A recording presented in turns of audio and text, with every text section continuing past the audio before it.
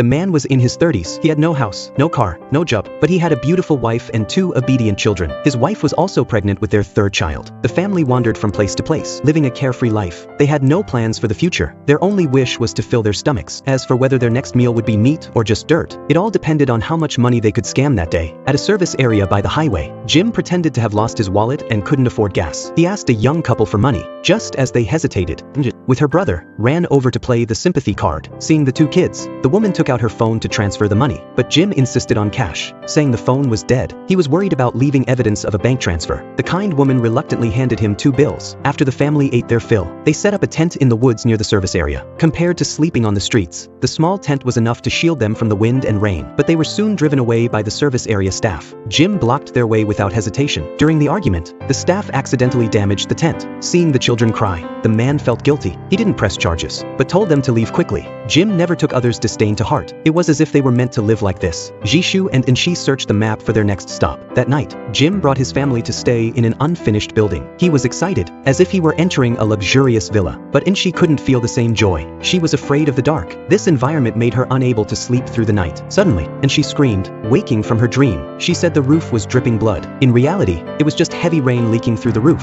The family could only huddle in a corner to avoid the rain, and Jim could only hold his wife and children tightly to comfort them. After a night of fear, they arrived at another highway service area. After washing up in the restroom, Jim started looking for a new target. He confidently told Inshi that he could spot kind people in a crowd. But many people were kind, not foolish. The man saw through Jim's scam for the first time, and she felt a sense of inferiority. Why were other children born into comfort, while she, at 9 years old, was still worrying about how to fill her stomach during lunch? Inshi and her brother lay at the entrance of the restaurant, watching. When Inshi couldn't bear the hunger any longer, she ran to the restroom to drink from the faucet. An older woman saw this and kindly advised her not to drink the water. Inshi, embarrassed, quickly ran away. Not long after, they ran into each other again. Jim repeated his old tricks. Perhaps after seeing Inshi's pitiable state earlier, the woman immediately started to give him money. After the family had a full meal, Jim planned to continue scamming at this service area. A few days later, the kind woman passed by again and happened to see Jim asking for money again. She suddenly realized that Jim was likely a scammer, so she disguised herself and decided to investigate. After getting what he wanted, Jim lay on a bench in the sun with his wife, letting the siblings play freely in the parking lot, and she and her brother were playing hide and seek. The mischievous younger brother hid under a large truck, and the truck driver had no idea.